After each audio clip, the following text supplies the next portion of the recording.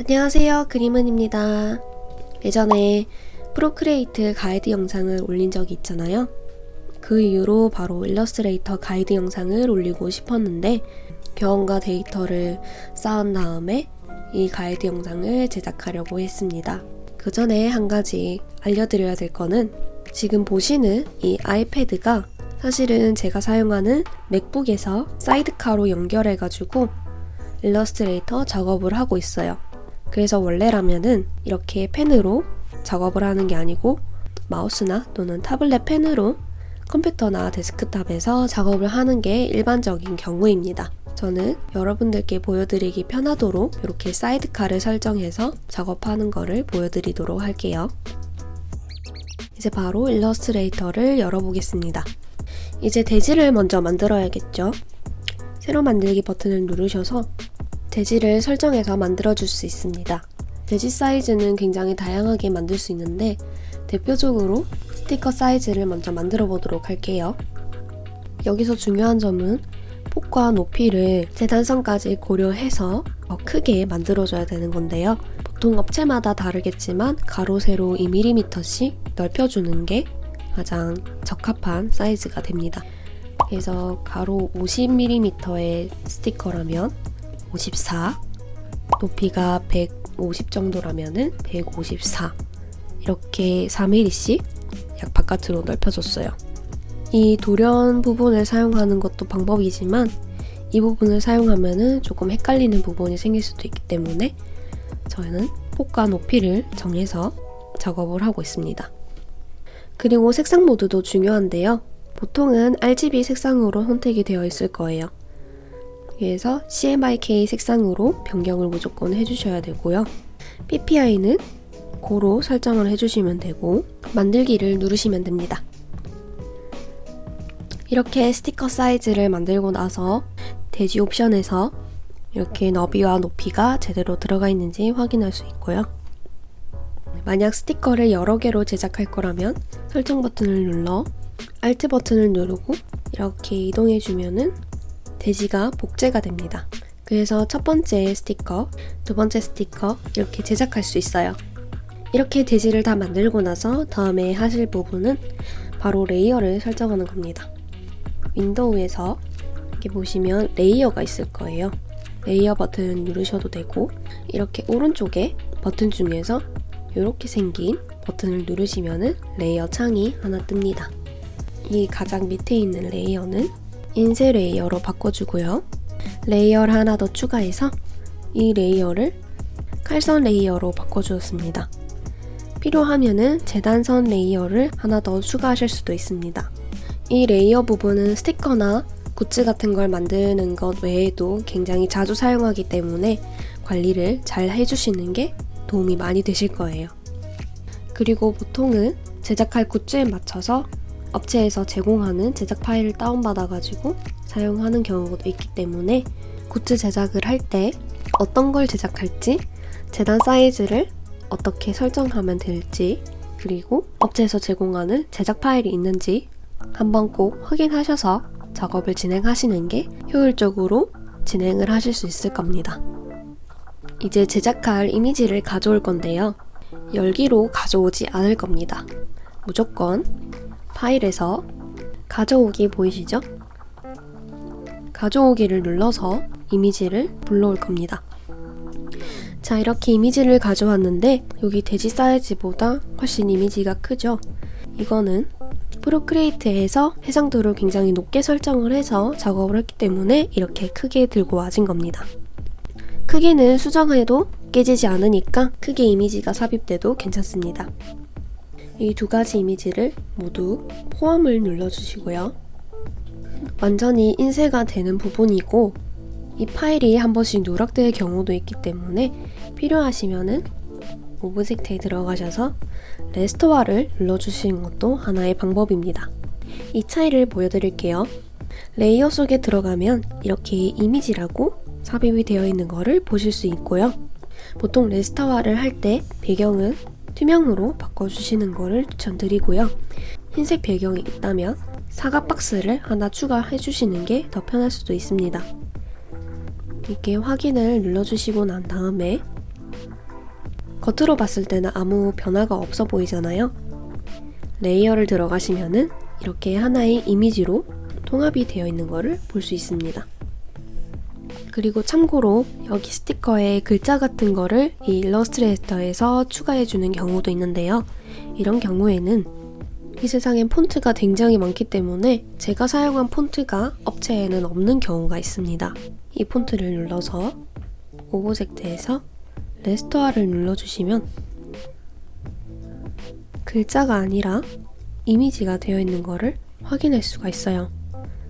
그래서 이 글자를 원하시는 위치에 위치를 시켜주시면은 깔끔하게 인쇄가 될 겁니다.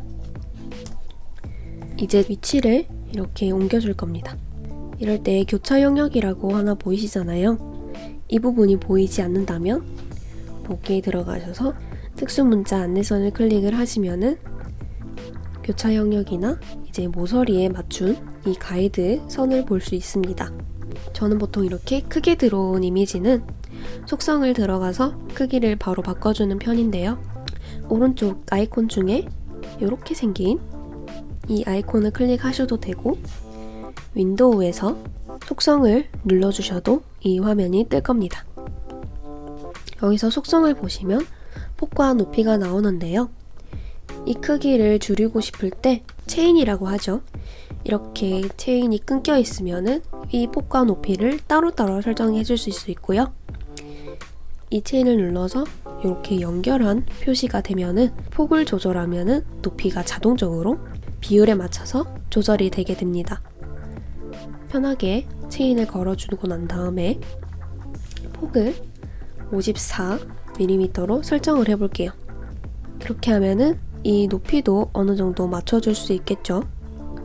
필요하다면 높이는 따로 설정을 해주셔도 괜찮습니다. 자, 여기서 이 배경이 되는 이미지를 이 대지에 똑같이 맞춰줘야 되는데요. 드래그해서 맞춰주는 경우도 있지만 이 가로 세로의 너비가 확실한 경우에는 정렬을 사용해 주셔도 좋습니다. 정렬은 보통 여기 위에서도 선택을 많이 해주는데요. 속성 안에서도 이렇게 정렬 탭이 있으니까 확인을 해주시고요.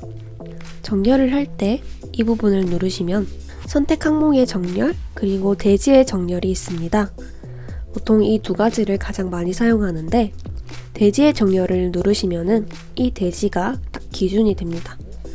그래서 대지의 정렬을 누르시고 가운데 그리고 세로도 가운데 이렇게 맞춰주시면 딱 정 가운데에 이 스티커가 들어가 있는 거를 볼 수 있어요. 자, 이제 일러스트레이터의 꽃이라고 할 수 있는 펜 툴을 사용을 해볼 건데요. 펜 툴은 여기 왼쪽에 아이콘 중에 이 버튼을 누르시면 됩니다. 가장 기본적인 기능부터 먼저 차근차근 알려드릴게요. 펜 툴은 기본적으로 스티커 칼선, 아크릴 키링 칼선 등 재단이 들어가는 모든 굿즈에서 사용되는데요. 펜 툴을 사용하기 전에 꼭 해줘야 되는 게 있습니다. 바로 이 바탕이 되는 이미지를 불투명도를 조금 낮춰주고 레이어를 잠금 처리해줘야 되는 건데요. 일단 이 이미지를 선택을 하고 여기 위에 보이시는 불투명도가 보이시죠? 불투명도를 적당히 낮춰줍니다. 그리고 나서 이 이미지가 포함된 이 레이어 옆을 보시면은 눈 모양이 보일 거예요. 이 눈 모양의 빈 공터를 눌러주시면 이렇게 자물쇠가 채워집니다. 그러면은 아무리 선택을 하려고 해도 선택이 되지도 않고 수정도 되지 않아요. 이렇게 칼선 레이어를 추가하셨죠? 이제 여기에다가 펜툴로 칼선이 되는 부분을 이렇게 바깥으로 따주면 됩니다. 그래서 대표적으로 이 꽃 하나를 펜툴로 한번 따줘 볼게요.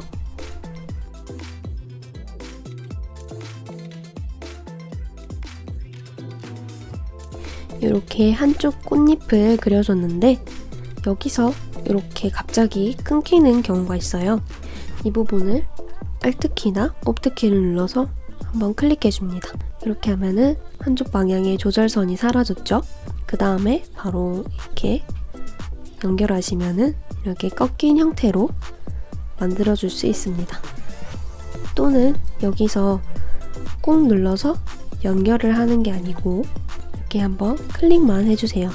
그리고 여기서 가장 중요한 거는 형태가 조금 삐뚤빼뚤 하더라도 나중에 수정하는 과정을 거치면은 깔끔하게 만들 수 있기 때문에 지금은 펜툴로 작업을 하는 방법을 연습하는 거라고 생각하시고,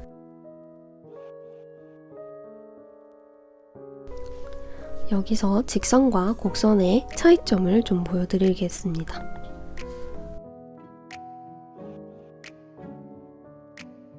하나는 아예 클릭해서 선을 하나 만들어주고요.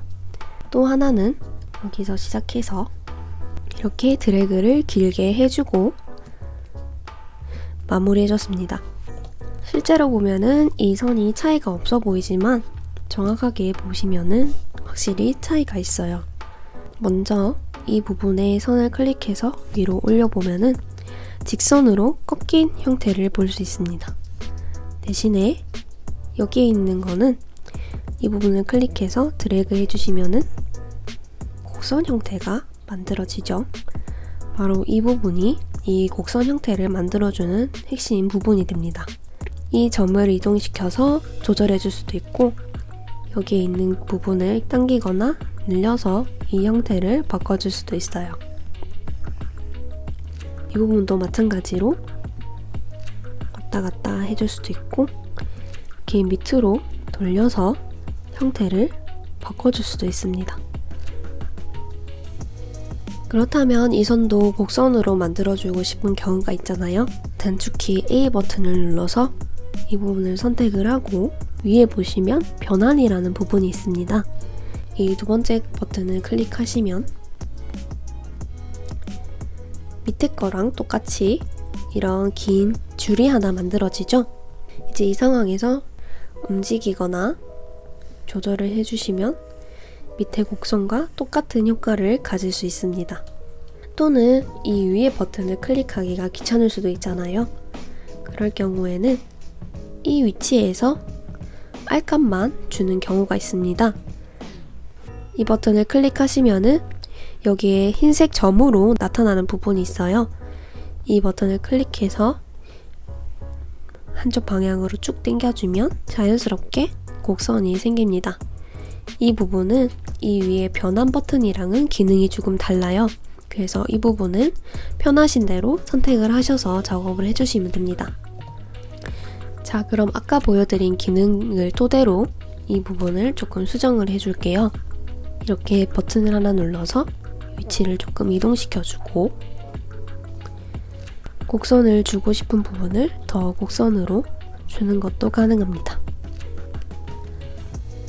자, 여기서 아크릴 키링과 스티커의 칼선 같은 경우에는 이렇게 뾰족한 부분이 있으면은 칼이나 레이저가 이제 밀리면서 오류가 나거나 불량이 날 확률이 높다고 해요. 그래서 이런 부분은 동글동글하게 곡선 처리해 주시는 게 필요합니다.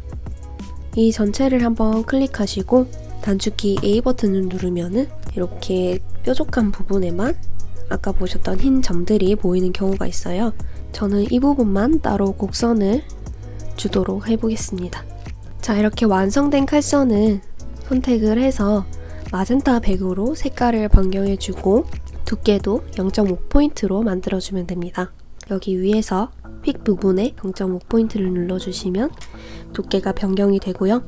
여기서 색깔 버튼을 두 번 클릭해주면 이 부분에서 CMYK 영역 부분이 보이시죠?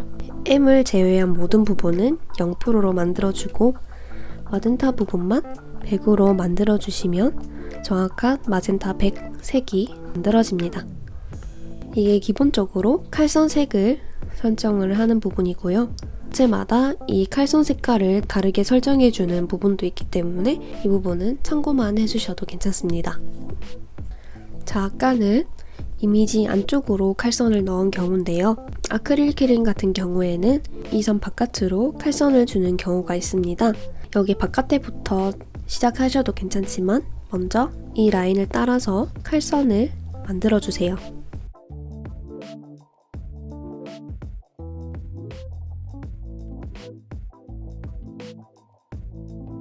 완성된 칼선은 잘 보이도록 마젠타 백으로 바꿔주었고요. 자, 여기서 패스 이동을 가르쳐 드릴 겁니다.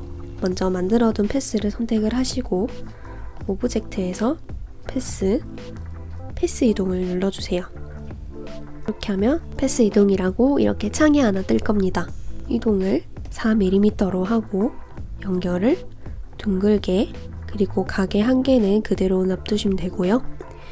이 부분을 미리 보기를 해주시면은 이 패스에서 바깥으로 4mm 정도 나간 크기가 어느 정도 되는지 미리 볼 수 있어요. 보통 아크릴 키링이 바깥으로 2mm에서 4mm 사이로 칼선을 넓혀달라는 이야기가 굉장히 많기 때문에 3mm 정도로 바꿔주도록 하겠습니다. 확인을 눌러주시고 안쪽에 있는 패스는 삭제를 해주시면은 이렇게 바깥쪽으로 칼선을 딸 수 있습니다. 이 칼선도 마찬가지로 A 버튼을 눌러서 이렇게 곡선을 줄 수 있어요.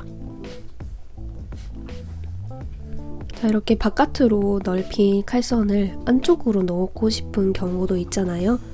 이 칼선을 선택하시고 똑같이 패스에서 패스 이동을 들어가 줍니다. 이번에는 안쪽으로 넣을 거기 때문에 여기 앞에다가 마이너스만 붙여주세요. 자, 그렇게 하면 안쪽으로 칼선이 들어간 게 보이시죠? 여기서 확인 버튼을 누르고 이 부분을 삭제를 해주시면 됩니다. 자, 그리고 스티커를 제작을 할 때 실 스티커는 업체마다 앵커 포인트를 얼마나 사용할 수 있는지 정해주는 경우가 있는데 이 앵커 포인트를 확인하는 방법이 있습니다. 이제 칼선이 되는 패스를 모두 선택을 하신 다음에 오브젝트에서 패스 단순화를 눌러주세요. 지금 여기서는 확인하기가 힘든 부분이 많기 때문에 여기 있는 점을 눌러서 화면을 크게 띄워줍니다. 자, 여기서 확인을 누르는 게 아니고 여기 원본값과 새로운 값을 확인해 주시면 되는데요. 원본값이 38개의 점으로 이루어졌다고 합니다. 그래서 만약에 이 원본값이 생각보다 너무 많다 그렇게 하시면은 이 고정점을 조금씩 줄여주면서 조정을 할 수가 있는데요. 이 곡선 단순화를 하게 되면은 칼선이 안쪽으로 삐져 들어가는 경우도 있기 때문에 이 부분을 정말 조금만 넣어주시고 이 부분을 다시 수정해 주시면은 편하게 작업할 수 있을 겁니다. 자, 이렇게 칼선을 다 만들었다면 레이어에서 정근된 부분을 해제시켜 주고요. 불투명도도 다시 100으로 만들어 주시면 됩니다. 이제 인쇄 영역과 칼선 영역이 확실하게 구분되어 있는지 눈을 감았다 떠보면서 확인을 잘 해주시고요. 떡메모지 같은 경우에는 칼선이 아니라 이 바깥 재단선을 만들어줘야 되는 경우도 있습니다. 재단선을 만드는 방법은 되게 간단한데요. 여기서 사각형 버튼을 눌러주시고 이 바깥에 아무데나 한번 클릭을 해주세요. 너비와 높이를 정해줄 수 있는데 보통 가장 떡메모지 사이즈로 많이 사용하는 게 80mm입니다. 이렇게 해서 확인을 눌러주시면 이렇게 정확한 형태의 사각형이 만들어지고요. 이 사각형을 캔버스로 옮겨서 정렬을 해주시면 편하게 만들 수 있습니다. 이제 완성된 스티커나 아크릴 키링을 업체에 보낼 수 있는 파일로 만들어줍니다. 파일에서 다른 이름으로 저장을 누르시면 되는데 여기서 포맷을 일러스트로 할 거냐 그리고 PDF를 할 거냐 둘 중에 하나를 선택을 해주시면 됩니다. 보통은 AI 파일로 많이 접수를 하는 것 같더라고요. 포맷을 정해준 다음에 저장 버튼을 누르시면은 이렇게 일러스트레이터 옵션이 나옵니다. 버전을 CC나 CS6으로 낮춰주셔도 괜찮은데 지금 저희가 사용한 기능들은 원래 예전부터 있던 기능들이기 때문에 이전 포맷으로 저장을 해도 충분히 업체에서 활용을 할 수 있는 버전으로 만들 수 있습니다. 그래서 저는 보통 일러스트레이터 CC로 선택을 하고요. 이 옵션은 다 선택을 해주시는 것을 추천을 할게요. 이제 확인 버튼을 누르시면은 이렇게 저장이 완료가 되고요. PDF로 저장을 할 경우에는 이 포맷을 PDF로 바꿔주고 저장을 할 때 PDF 옵션으로 초기 값을 설정을 해주시고요. 그리고 나서 일러스트레이터 편집 기능 보존, 그리고 축소판 포함, 상위 레벨 레이어에서부터 아크로벳 레이어 만들기, 이 세 가지 버튼만 꼭 선택을 하셔서 저장을 해주시면 됩니다. 자, 여기까지가 일러스트레이터 영상의 내용입니다. 이 외에도 일러스트레이터에 굉장히 다양하고 많은 기능이 있지만 저는 여기서 굿즈 제작에 필요한 부분만 알려드렸기 때문에 알려드리지 않은 기능도 굉장히 많아요. 일러스트레이터 기능을 사용하면서 불편했던 점이나 알고 싶은 부분이 있다면 댓글로 많이 알려주시면 됩니다. 가이드 영상이 도움이 되셨다면 좋아요와 구독, 알림 설정까지 부탁드릴게요. 그럼 저는 다음에 더 재밌는 굿즈 만들기로 찾아올게요. 다음에 또 봐요. 안녕.